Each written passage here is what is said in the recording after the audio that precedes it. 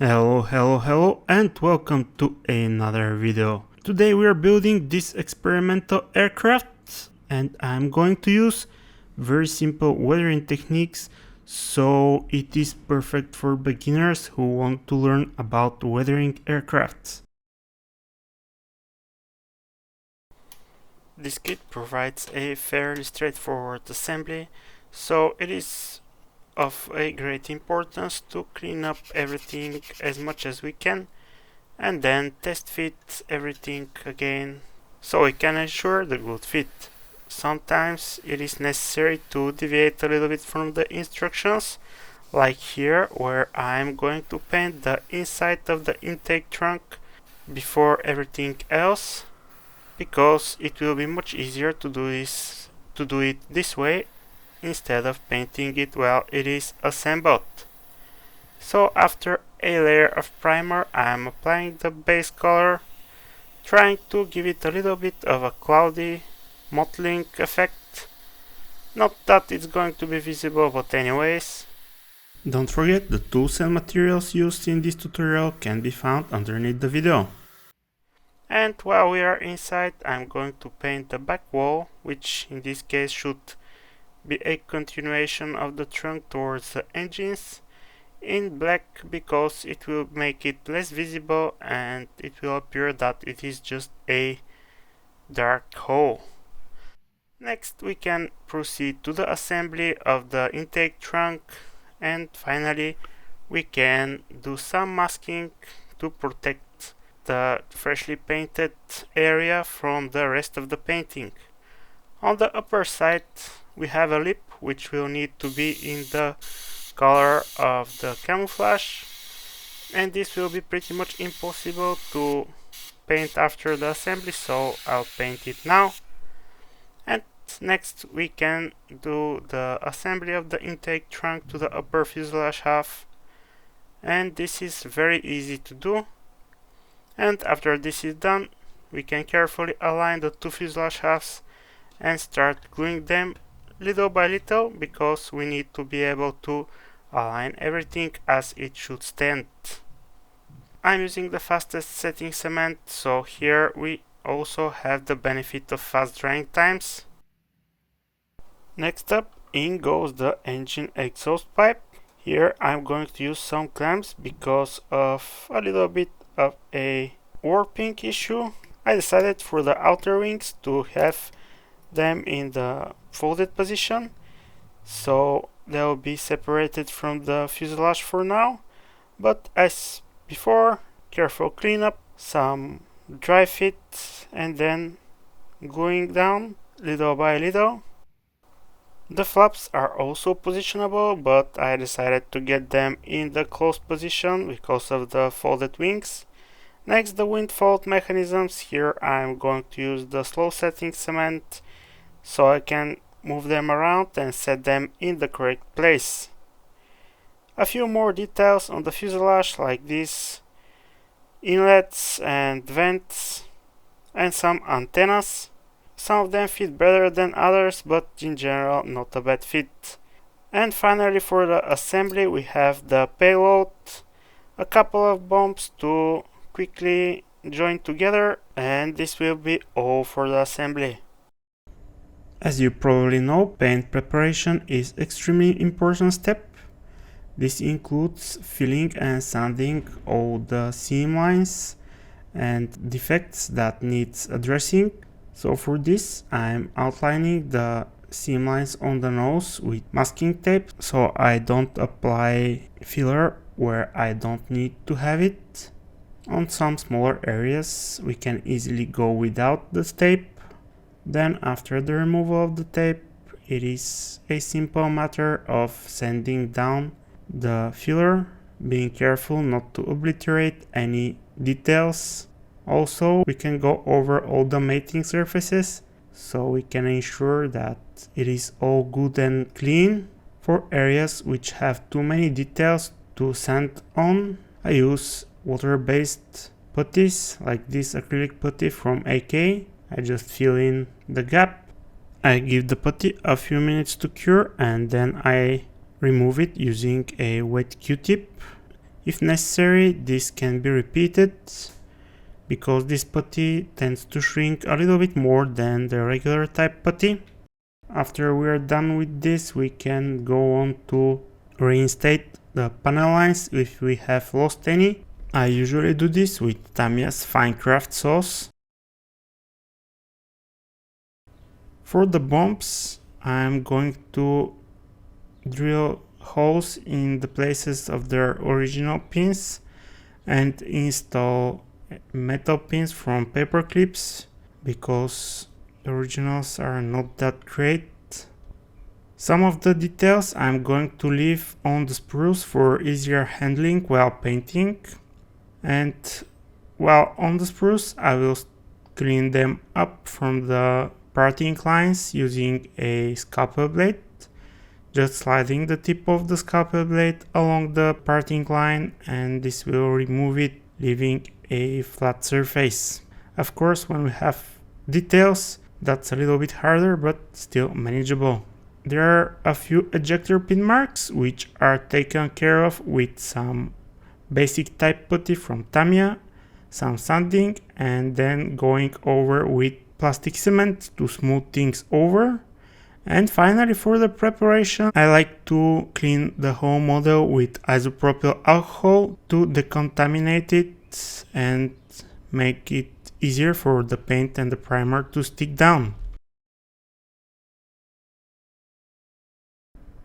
As usual, the painting process starts with a layer of surface primer, in this case Mr. Surfacer 1500 Gray. This primer is very smooth and will give the paint an excellent surface to bond on. The primer is diluted with Mr. Leveling Thinner, and I am shooting it through 0.3mm airbrush nozzle.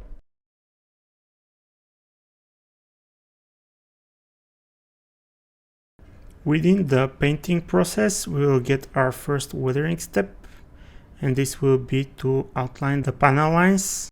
This technique is called pre-shading, and I have seen many people using straight black paint for it, but in my opinion it is much better to use a dark gray paint, because it will be much easier to control the coverage of the next paint layer to follow. I usually remove the crown cap of the airbrush to allow it to spray a lot finer pattern. The paint is highly diluted and the pressure is set to about the lowest thing that the airbrush can handle. Typically, people ask me about thinning ratios and exact pressures I use, but this is irrelevant because my airbrush, my paint, and my environmental conditions like humidity and temperature will differ from yours, and this have a great effect on the paint and how it goes through the airbrush. That's why I always recommend people to try and devise their own setup so they can be sure it will work. For sure, through trial and error, the right consistency of the paint and the right pressures can be found easily. Here I will also use another variant of the pre-shading, which will give me a slightly different effect. Using a piece of paper or masking tape, I mask the area in front of the detail, following the panel line. Then I apply the pre-shading in a gradient where the darkest part is on the front panel line. This technique can serve different purposes, like suggesting grime coming out of a joint, in the case of the control surfaces. Also, it creates another type of separation between panels, and can also suggest the direction of the airflow.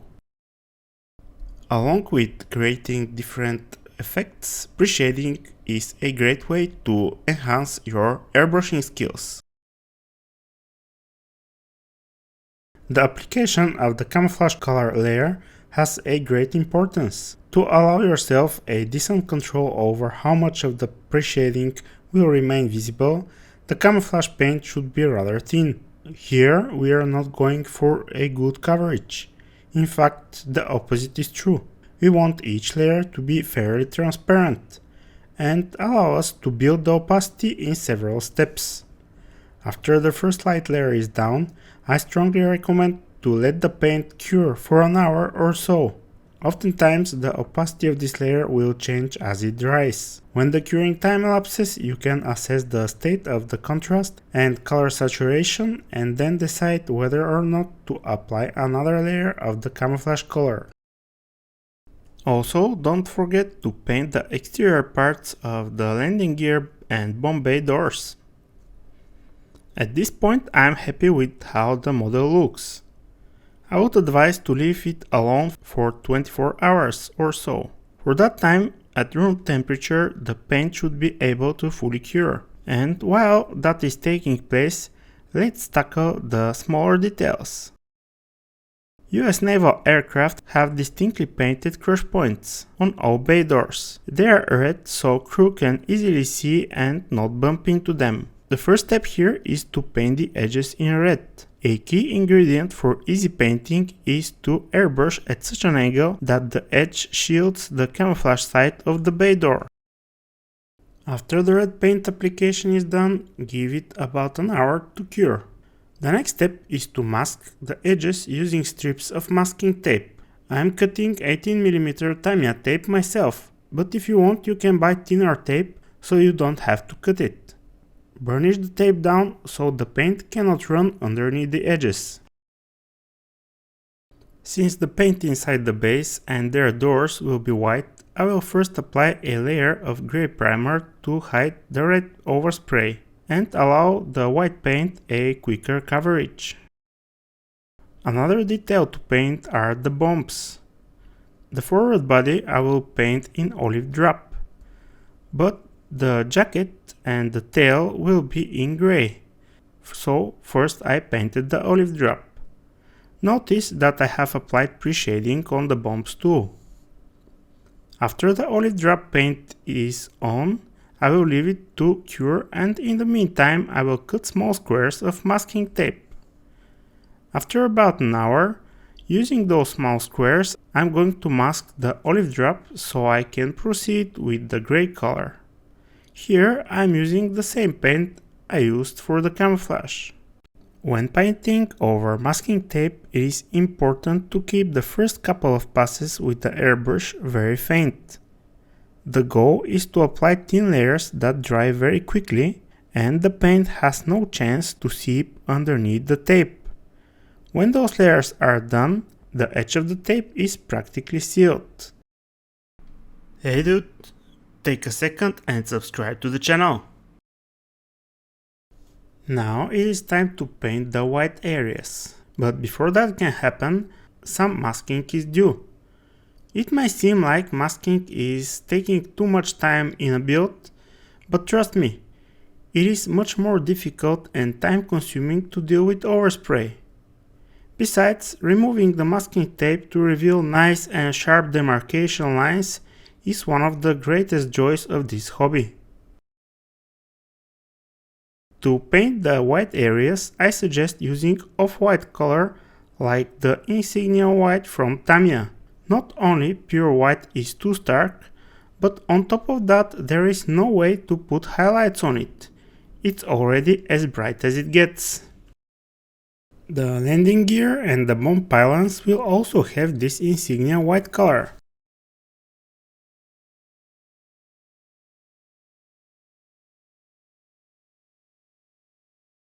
At this point I am going to incorporate another weathering technique as it needs the flat surface finish of the insignia white paint. To highlight the edges of the details, I will do a dry brushing using a snow white oil paint. The dry brushing technique is as old as the earth we are walking on, but provides an easy and fast way to enhance the volume of the surface and its details. The technique can be done with enamels, acrylics and specialized dry brushing paints, but my favorite medium are the oils. They create smooth transitions and subtle contrast. On top of that, if you are not happy with the result, you can wipe them off with some mineral spirits, something that cannot be done with other paint types. The essence of this technique is that you get some paint on a flat, short bristled paintbrush and then unload the majority of it on a piece of cardboard. 98% of the paint needs to go away. Then it is a simple matter of brushing the paint all over the place, and with that deposit color on the raised details and edges. In the case of the oil paints, if more contrast is necessary, we can let the first layer cure for 24 hours and then apply another layer. Once again, this will work only on matte surface. The dry brushing is complete and the paint had its curing time. Now it is time to seal and protect everything with a few layers of gloss varnish. My varnish of choice has always been one of Mr. Color's GX range of varnishes. Recently I added Tamiya's LP range to my favorites list. All of those are lacquer based varnishes.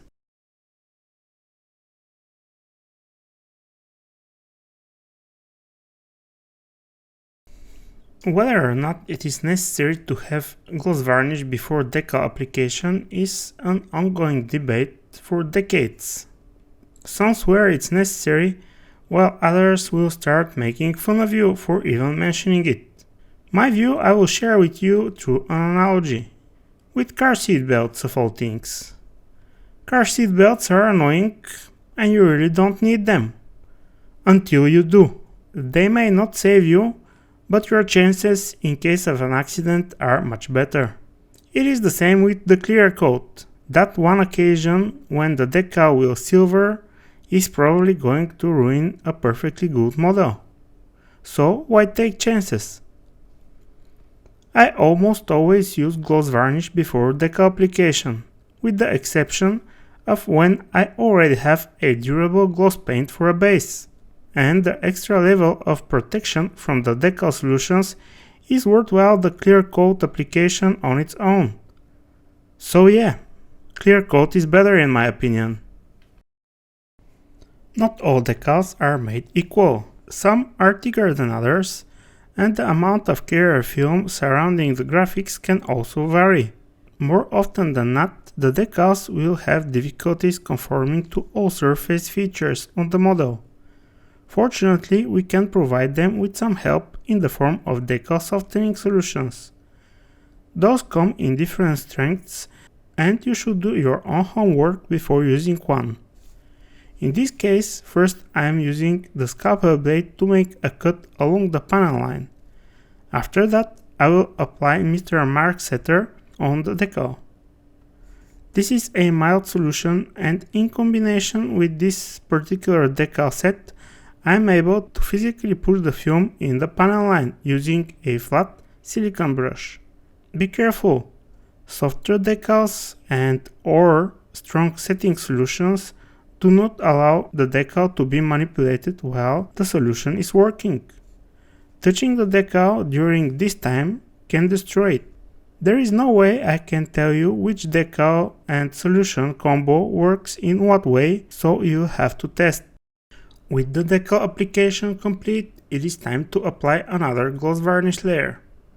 This one will protect the decals from the more aggressive components of the weathering products we are going to use next.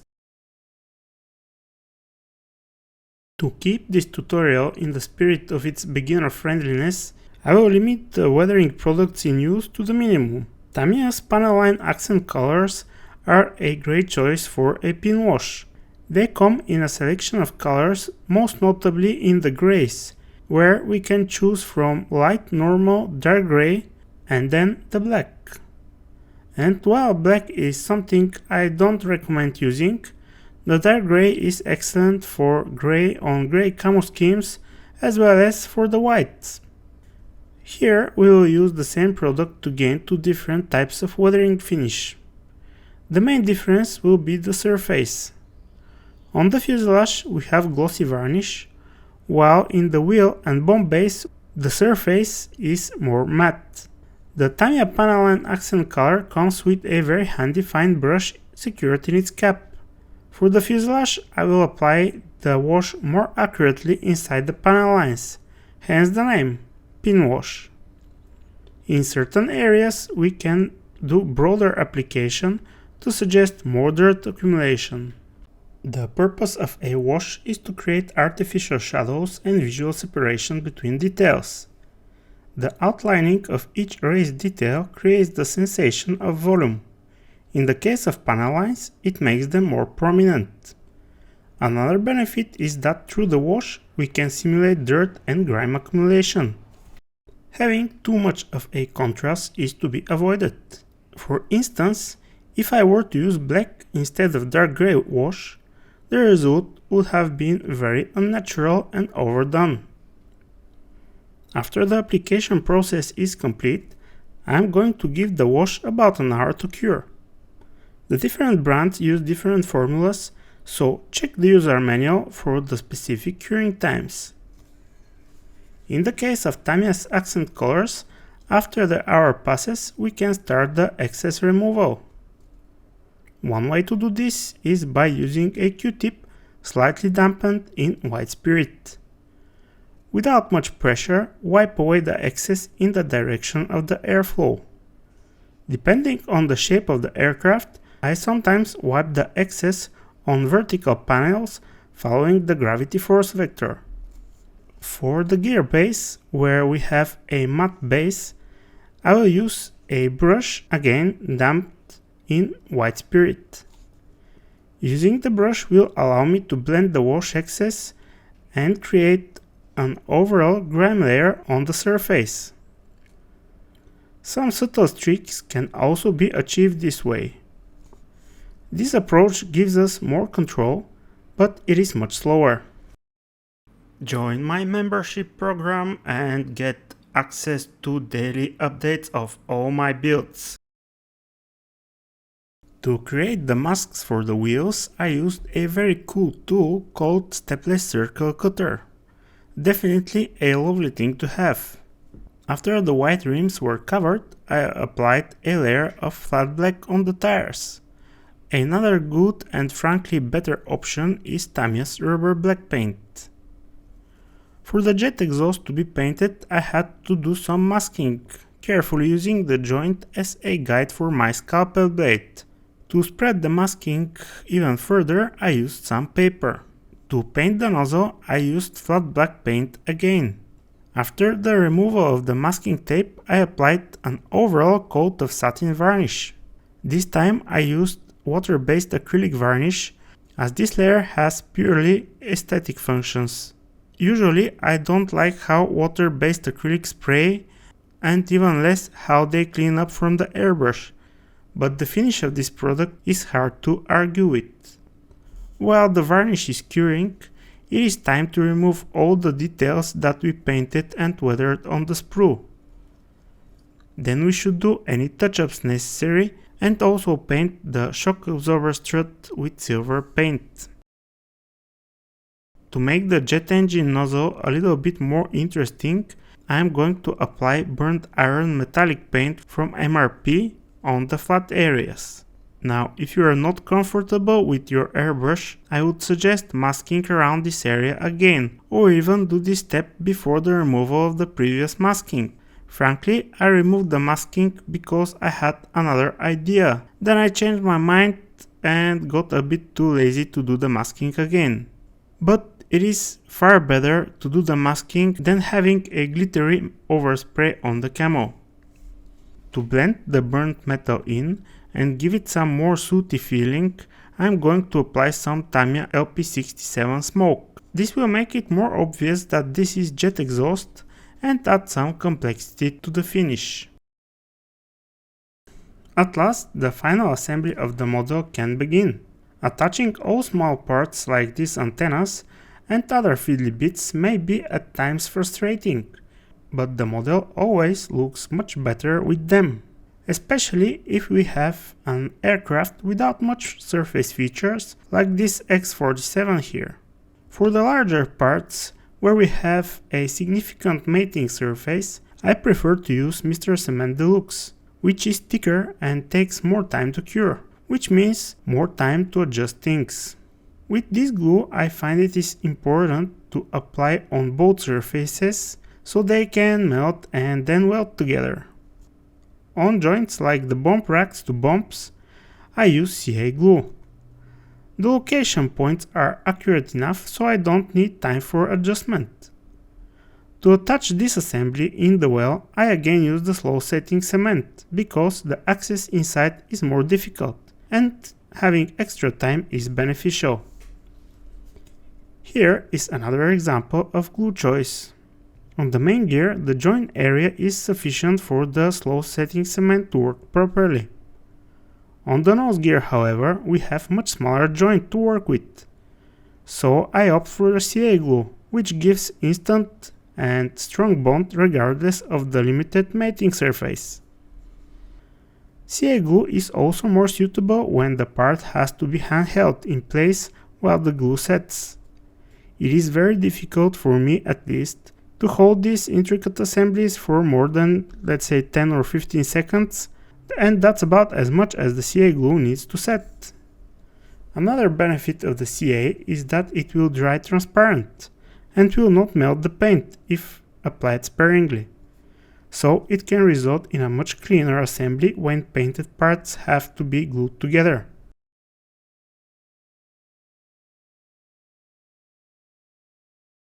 I think this will be all for today. Now go and build something yourself.